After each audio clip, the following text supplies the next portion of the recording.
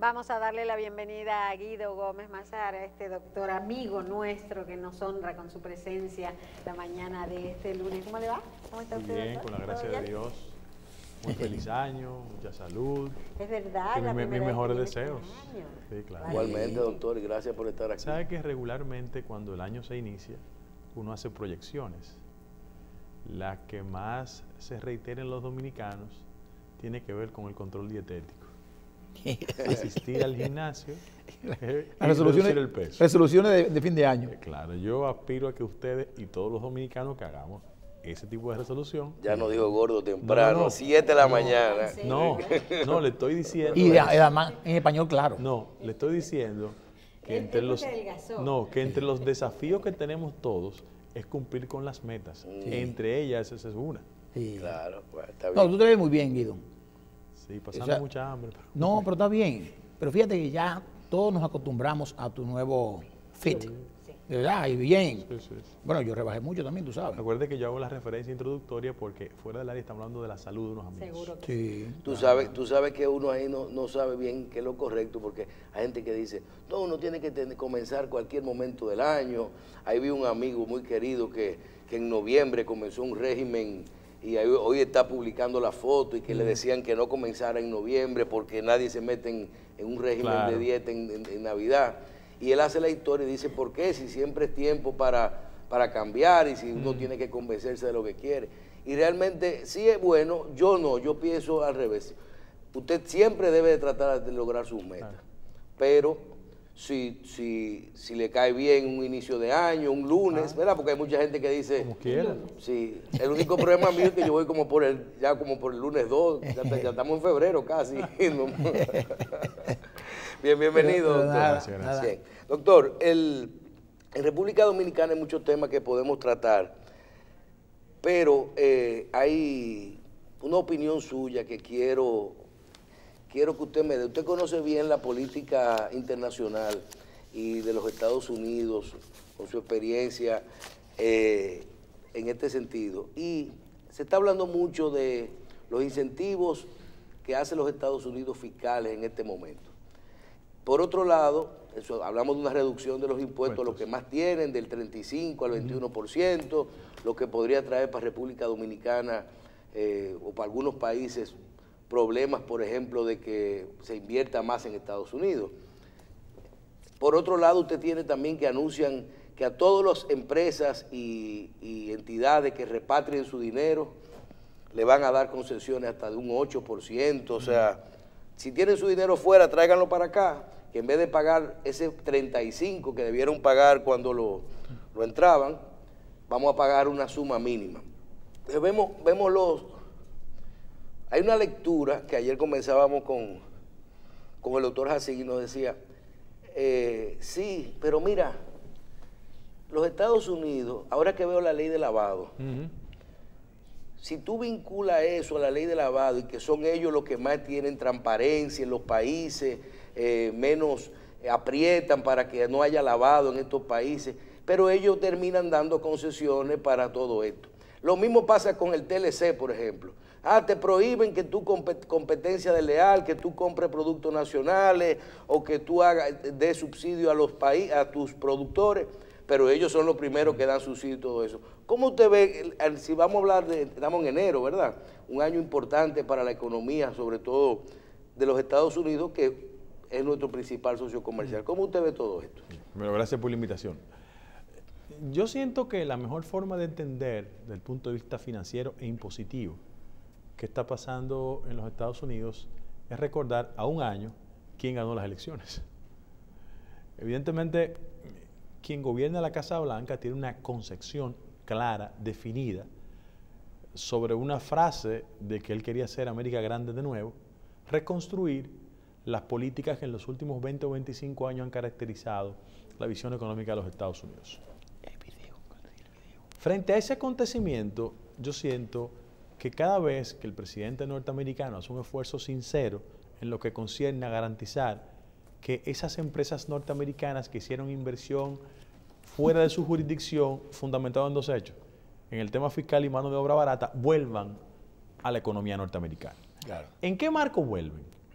Es bueno decirlo. Si bien es cierto, la administración del presidente Obama generó una especie de casi empleo, porque los niveles de reducción del empleo en los Estados Unidos, en la administración de Obama, cuando le entregó hace un año, era casi el 4%. Eso es técnicamente pleno empleo. Exactamente. Cuando tú tienes una economía norteamericana con solo 4% de desempleo, Todo eso es técnicamente pleno empleo. Sí. Ahora, ¿cuál es el otro componente que va a generar un debate en los Estados Unidos? Es que durante la administración del presidente Trump, hay que decirlo, la economía ha experimentado un nivel de mejoría sustancial.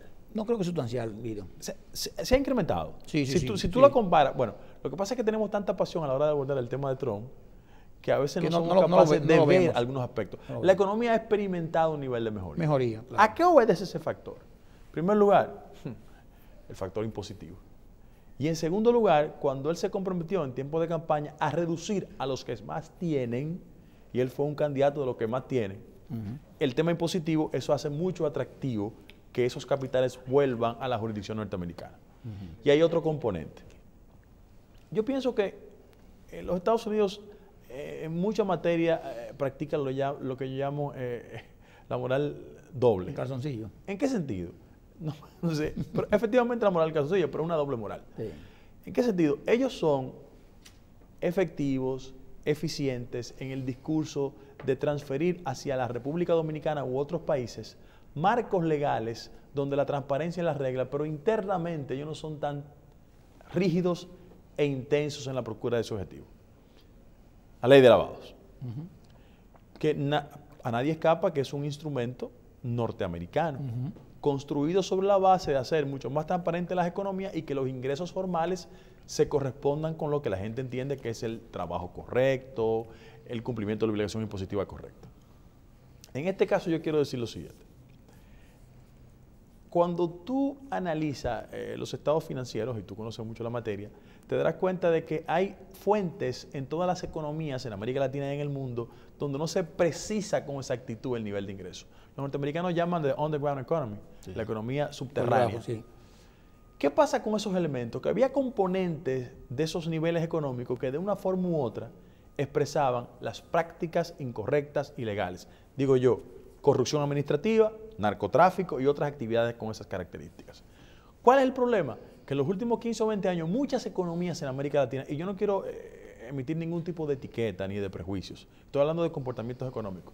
Hay muchas economías en América Latina que sus indicadores económicos formales no traducían la realidad de esas economías. Hablo de México, hablo de Colombia y hablo de otros países. ¿Dónde qué? Donde el factor fundamental que alimentaba esa economía subterránea eran actividades puramente ilegales. Claro. ¿Qué generó ese acontecimiento? Dos sociedades, la formal y la informal. Hay un fenómeno nuevo en términos del debate económico que tiene que ver con un nuevo modelo de moneda, Bitcoin, que es un nuevo sistema que existe. Bueno, pregúntense cuál es el país en América Latina que tiene mayor fuente de recaudación en esa materia. O sea, ¿dónde se están operando mayores acciones comerciales? ¿No será este? No, Medellín. Ah, claro. Sí, Bitcoin. Eso tiene Sin embargo, Estados Unidos no lo ha bloqueado. Perfecto. Las monedas criptomonedas, ¿verdad? Sí, sí, sí. No la ha bloqueado, que si ellos son tan patriotas a la hora de combatir el lavado y todo eso, Europa entera lo está bloqueando, y Rusia y todo eso. Yo hablé de doble moral. Exacto, Sí, claro. exacto. Entonces, ¿qué pasa? Que cada vez que hay una acción de carácter política financiera que tiende a cerrar los espacios de prácticas ilegales, ellos siempre encuentran otro orificio, porque las economías, desafortunadamente, y yo no estoy validando ese tipo de comportamiento, las economías en países como los nuestros tienen que sobrevivir sobre base de unos recursos que de forma ilegal se activan en todo el circuito de la economía y de una forma u otra mantienen sectores importantes. Ahora, ¿qué yo concibo? Que la administración del presidente Trump va a preservar en este tramo de su gestión aspectos tan esenciales como ser la principal fuente que contribuya a que esos recursos que en los últimos 15, 20 o 25 años se desplazaron de Estados Unidos procurando o mano de obra barata o mecanismo de evasión fiscal o pago de impositivo menor, vuelvan a los Estados Unidos. Sí. El efecto inmediato, yo no tengo ninguna duda que es una mejoría inmediata de la economía norteamericana. Y por eso el presidente Trump, en el marco de sus dificultades, está levantando como bandera esencial un hecho. la economía ha ido mejorando. Usted puede estar de acuerdo o no con sus políticas, yo estoy en desacuerdo con la mayoría de sus políticas, pero la economía norteamericana ha experimentado algún nivel de mejoría. Guido, como tú eres conocedor de los temas internacionales y de manera particular Estados Unidos, porque estuviste en Estados Unidos estudiando, estuviste trabajando en Estados Unidos, cuando dirigías un periódico, vivías en Nueva York. Y además hay que decirle a los dominicanos que nuestro principal socio comercial es Estados los Estados Unidos. Hay Claro, que entender claro. ese fenómeno. Claro, claro. Entonces, no obstante esto, en que ha sido tan accidentada primero la forma en la campaña de Donald Trump, la forma en cómo llegó al poder, cómo maltrata a sus oponentes, cómo maltrata al empresariado, cómo maltrata a cualquiera y a los países letrina, todo esto. Sin embargo, la economía te manda un mensaje positivo. Y eso en los Estados Unidos, tradicionalmente, como hemos visto, es algo importante para el tema electoral. Fundamental. Y Trump hace ya tiempo que comenzó a hablar de su reelección. Oye bien, no tiene todavía, bueno, un año y ya comenzó a hablar de reelección. Pero lógicamente eso prende mucho en Estados Unidos. Sin embargo, se ha visto que en algunos estados, en las elecciones que están haciendo de senadores y esto, y gobernadores, está perdiendo fuerza lo que han sido gente pro Trump. Y han salido 2 libros, Guido, no uno, 2 libros. El primero, Fuego de Furia, de Wolf, periodista, donde supuestamente se revela muchísimas cosas a lo interno de la Casa Blanca, y ahora salió un libro nuevo, me acaba de decir ahora de Red de Noticias, que se llama Desorden de Desafío, de Howard Koch. No le he visto la crónica, pero te lo menciono, y no sé si haya leído ya el de Fuego y Furia, que está ya por todas las...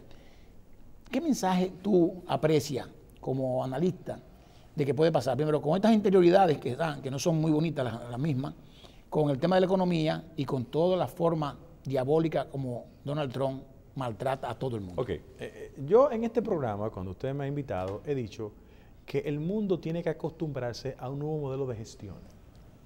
O sea, estamos frente a un político no convencional, si se le puede llamar político, que su legitimidad electoral depende, para ser exitosa, de la capacidad de él construir mayorías de los sectores que han sido históricamente excluidos. Además del modelo electoral norteamericano, que es un modelo inentendible para nosotros, bueno, él llega a la presidencia de los Estados Unidos.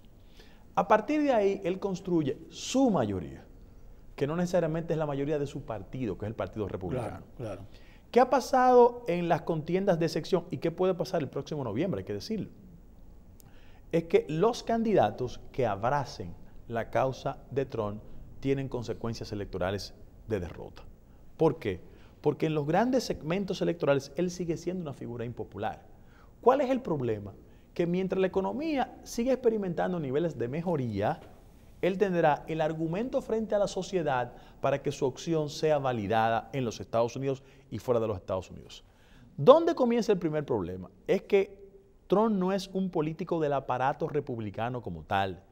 Y como él tiene grandes desavenencias con el partido, los candidatos técnicamente del partido tendrán ese dilema entre escoger la raíz partidaria y la gestión gubernamental. Otro elemento. Miren, si bien es cierto, él ha sido el resultado de una victoria electoral poco entendida, él ha radicalizado su discurso con los sectores que han sido históricamente excluidos, afroamericanos e hispanos. A tal punto, y yo soy muy cuidadoso con el uso del lenguaje, que ha emitido consideraciones desprovistas como del tino y de la razón, tanto en materia de política exterior como el orden local. Claro. Su primera reacción con Stephen Bannon, que dicen que es la figura que está detrás del primer libro, fue muy dura, muy agresiva. Pero en segundo lugar, ha emitido consideraciones sobre países que de una forma u otra yo no me atrevo aquí a calificarlo igual que él, porque son países parecidos al de nosotros. ¿Usted habla de lo de los africanos? Sí, y el caso de Haití y el caso del las sociedades cuando no construyen autoridad en políticos de verdad. Evidentemente, el presidente Trump es una persona que no tiene controles en términos emocionales, lo ha demostrado. Y lo lamentable es que su éxito electoral lo que ha hecho es profundizar ese tipo de déficit. Sin embargo, yo quiero decir lo siguiente. Yo, antes de ir a esa interesantísima manifestación noticiosa, ¿no? hasta cómica, ¿no? Sí, una manera de burlarse del Claro. concepto de shithole que utilizó el presidente Trump. Yo quiero decir lo siguiente. El que evalúa los resultados electorales norteamericanos respecto a voto e integración étnica se dará cuenta que el tema afroamericano, minoría, no es prioridad para la administración del presidente Trump.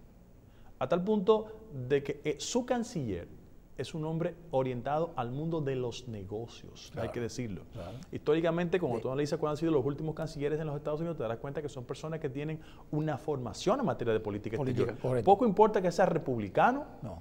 o demócrata. Son Pero diplomáticos, político, gente de sociales, carrera. Pues Tillerson, política de social, Epson, migratoria. de bueno, Epson. Tillerson lo que es una persona que ha estado muy exitosa en la industria del petróleo, Sí. pero no tiene algún tipo de destrezas en el orden diplomático. ¿A qué tenemos que prepararnos nosotros? Y era la introducción que hacía Michelle. Hacer una lectura inteligente de por dónde vienen los lanzamientos en materia de política exterior y sobre todo las cosas sacar las ventajas interesantes. En el caso de República Dominicana, si no es mucho atreverme, yo pienso que nosotros como país que tenemos a Estados Unidos, nuestro principal aliado comercial, debemos hacer una lectura básica de en qué medida la capacidad de lobby, cabildeo o de fortaleza del liderazgo dominicano en los Estados Unidos se traduce en políticas que nos beneficien.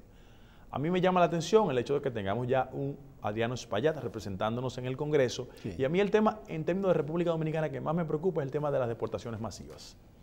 Porque en la República Dominicana hay que tener una visión de política migratoria en los Estados Unidos para ver cómo nos impacta negativamente en el país. Claro. Por un factor esencial, ustedes manejan el tema económico. En la medida que las remesas en la República Dominicana representen sobre el 6% del Producto Interno Bruto y la mayoría de nuestros remesadores están en los Estados Unidos, políticas masivas de deportación pueden impactar de forma desfavorable en la economía dominicana.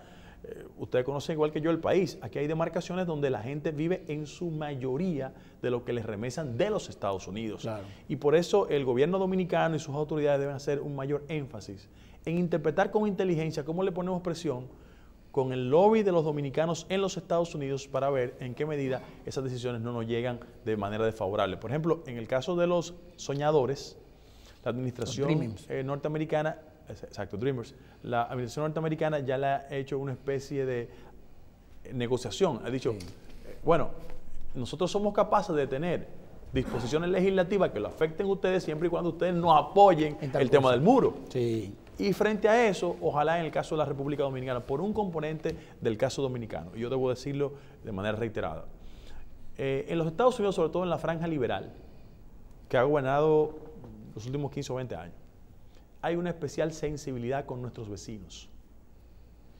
Y como nosotros no hemos sido diestros en términos de nuestra política exterior, siempre la actitud del lobby liberal en Estados Unidos es muy crítica al caso de República Dominicana porque ellos no entienden que la economía dominicana no está en capacidad de resistir el flujo masivo de haitianos que se desplazan desde allá y llegan al país.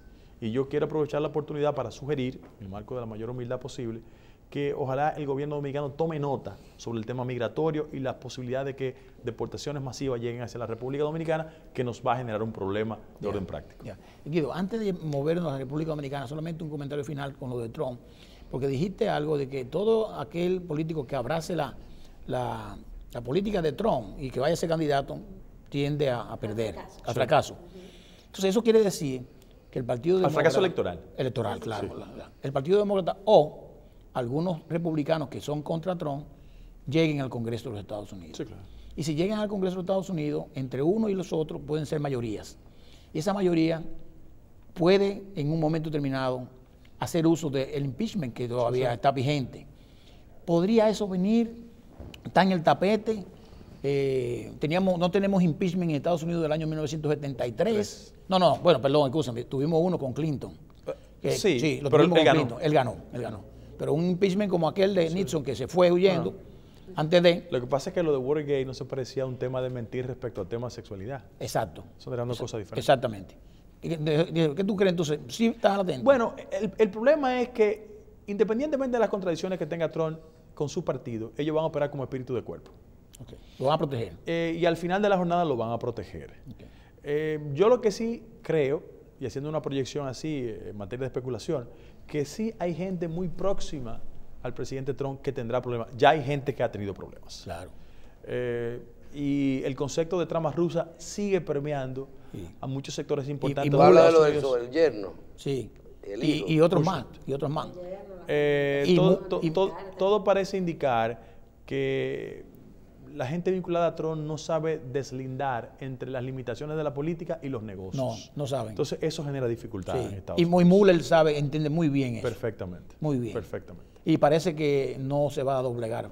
Porque recuérdate que Nixon trató también, o canceló creo, estaba investigando el Watergate. Sí. Eso le trajo el problema. Y Trump ha intentado hacer algo sobre eso. Lo que pasa es que el modelo norteamericano de un investigador especial no se parece a países tropicales como los nuestros, sino que tienen un nivel de independencia y actúan con toda la fortaleza que la ley le provee.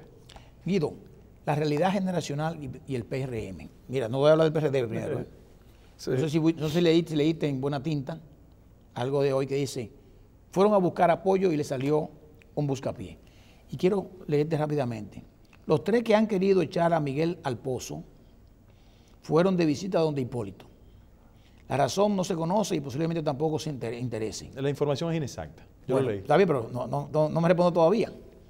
Fuera cortesía o intercambio y hasta búsqueda de orientación, baste recordar que con Hipólito siempre es bueno hablar. No voy a seguir leyendo, simplemente. Claro. ¿Guido estaba entre los 3? Sí, claro. Ok, vamos. Claro. En primer lugar, todo el que me conoce sabe que yo pienso diferente de Hipólito. He hecho una demarcación dentro del marco del mayor respeto, sin renunciar a mi gratitud.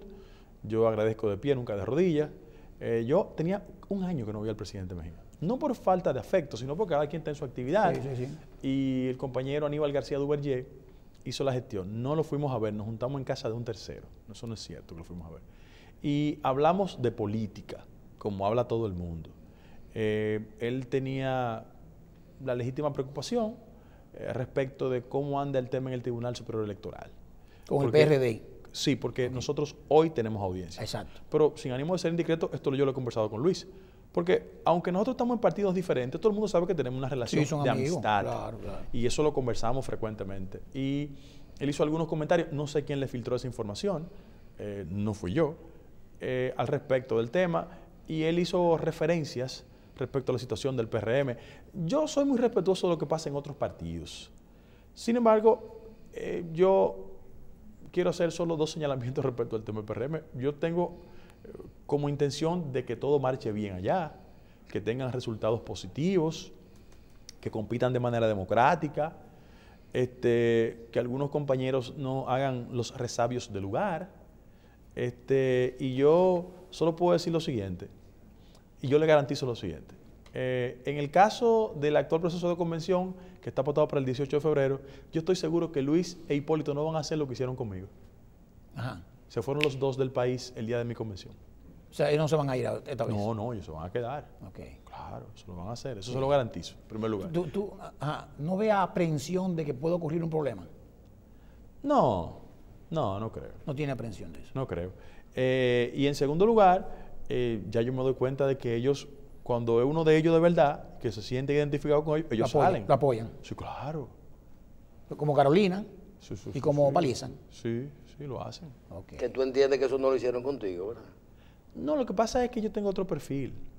Exacto. Yo tengo independencia de criterio, cabeza propia. Es más difícil. Sí. Es más difícil. Es más difícil manejar a una persona. No, a mí no me puede manejar. No se puede manejar a nadie. A mí no me puede manejar. A mí sí no me pueden manejar. A mí sí no me pueden manejar. Pero yo... Eso es buenísimo, ¿eh? Sí, pero para mucha gente es malo. Independencia de criterio. O sea, ser independiente. Mira cuál es el problema de los políticos dominicanos. Mira cuál es el problema de los políticos dominicanos tradicionales. No es el caso de Hipólito Luis, aunque ellos reproducen ese esquema. Ellos se sienten cómodos con gente que puedan dirigir. ¿Qué cosa? Es una concepción de hacer la política. ¿Qué cosa? Entonces, eso afecta al producto político. Déjame decirte una cosa. De entre los que están aspirando son gente muy talentosa, todos. Yo soy amiguísimo de Paliza, amiguísimo de Paliza. Y todo el mundo sabe que mi relación con Carolina que es casi de hermandad. Y son buenos exponentes. Y nosotros somos amiguísimos, Santiago Jacinto. Sí, yo soy muy amigo de Chago también. Sí. Por ejemplo, el caso de Jesús Ferrer Iglesias, todo el mundo sabe que tiene un vínculo casi de familiaridad conmigo. Tengo muchos amigos ahí. Yo, de verdad, le deseo la mejor de las suertes. No, pero Carolina anda con su papá en los bolsillos. Al revés o al revés. Y te digo algo, pero oye, móntate ahí. La sugerencia que yo hago es que la gente cambie de casa y no de mañas. Sí. De todas formas, mi mejor deseo, que lo hagan bien, porque la sociedad dominicana necesita un cambio, de verdad. Pero mira, Guido, yo creo que sí, que la sociedad dominicana necesita un cambio. Y a nosotros como sociedad y como joven nos preocupa el que tú estés librando una batalla que no se ve si va a tener un resultado positivo.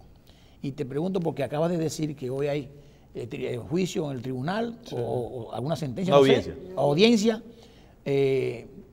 sobre el caso del PRD. Y me gustaría que lo estudiara con el marco de la sentencia del Partido Reformista Social Cristiano. Ok, pero mira, vamos por partes. La gente siempre dice, ¿qué diablo tú haces en el PRD? Ahí va, qué bien, qué bien. Y yo digo que la gente que tiene fe, como yo, por mi concepción religiosa, cuando uno va a la iglesia y le falla el pastor de almas o el cura, uno no pierde la fe.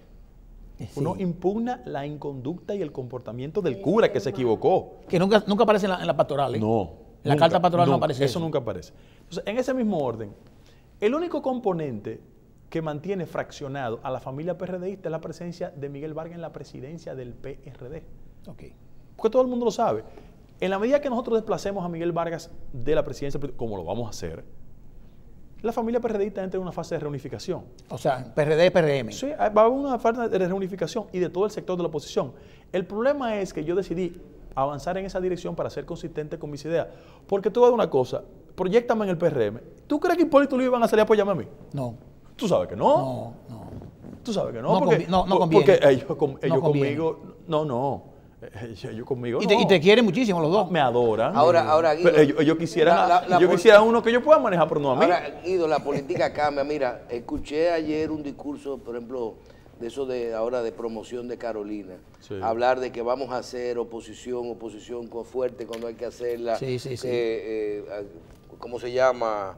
Y constructiva cuando hace falta. También pude ver el abrazo de Danilo y Luis familia, como debe de ser. Como debe de ser en allá, el Hipólito andando con...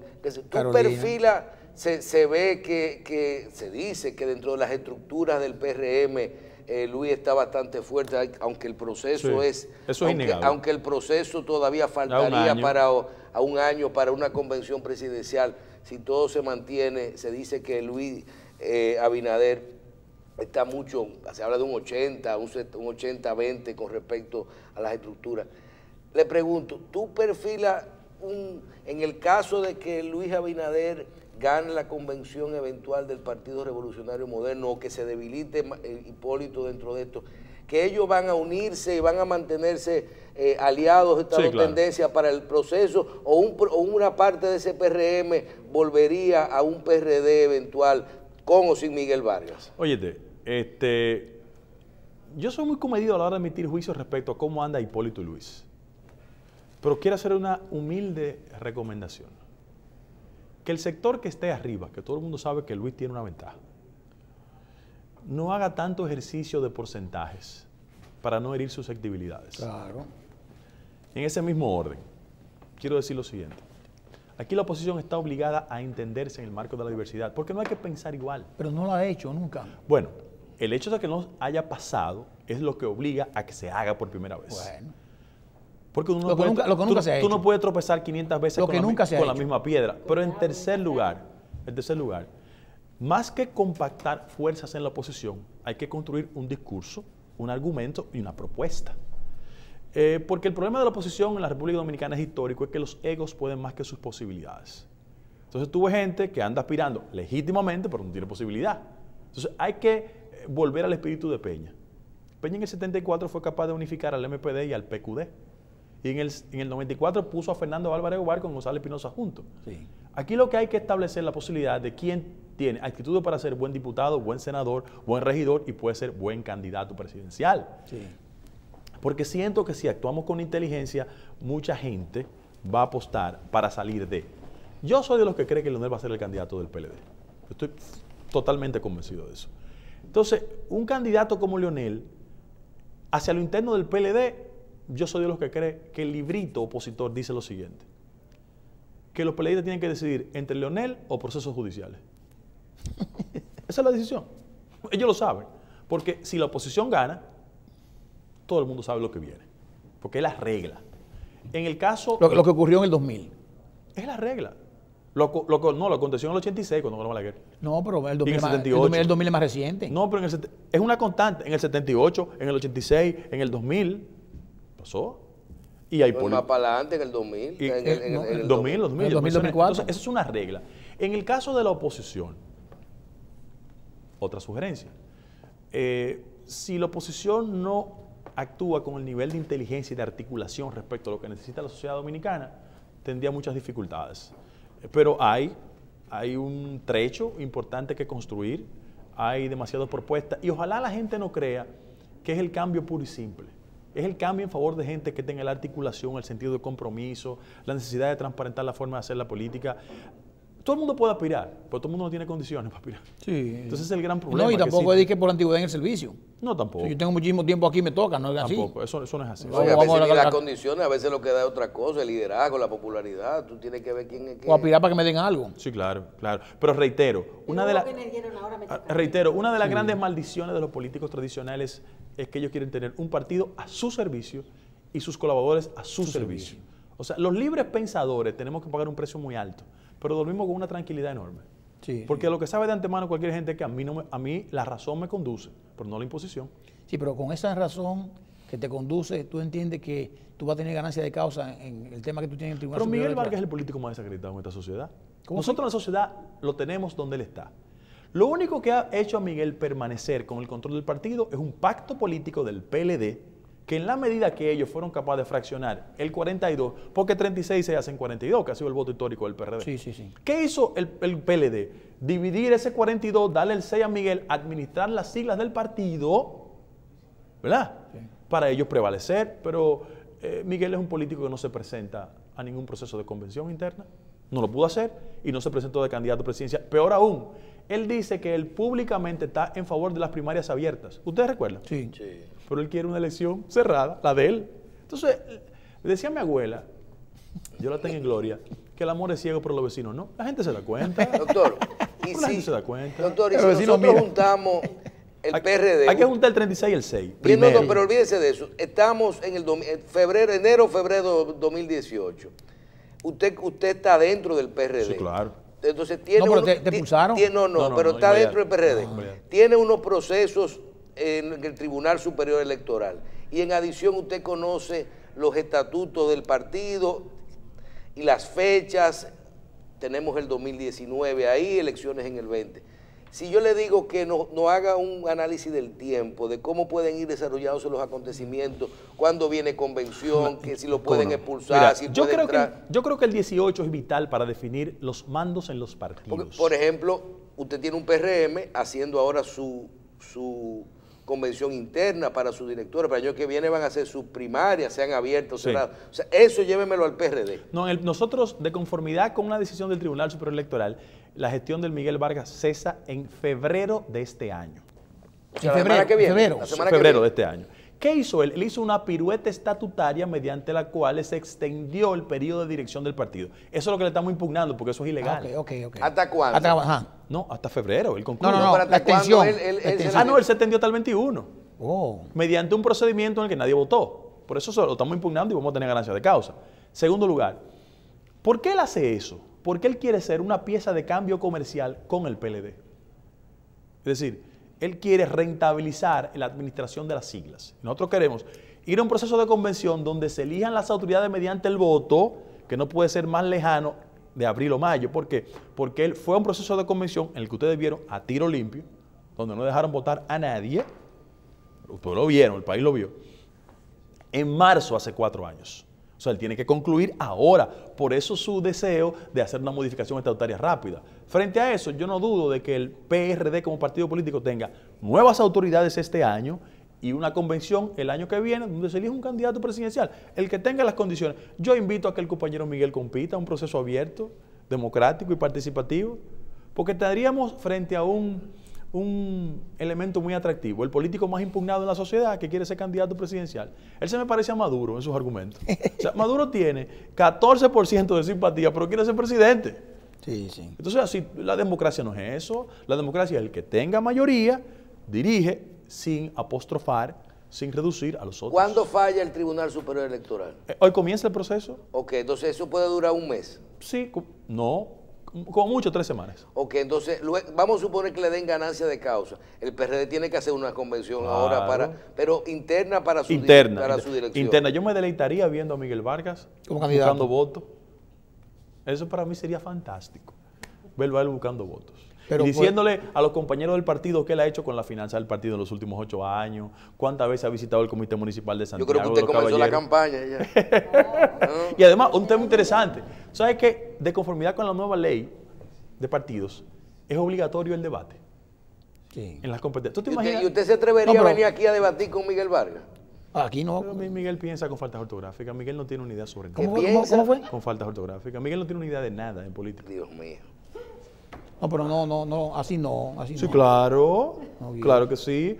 Por ejemplo, ¿por qué yo soy del PRD? Porque a mí me reivindicaba Peña Gómez. Tú podías estar de desacuerdo con Peña o no, pero Peña tenía una idea, un concepto, una formación. Peña nunca decía, hemos abrido la puerta del partido.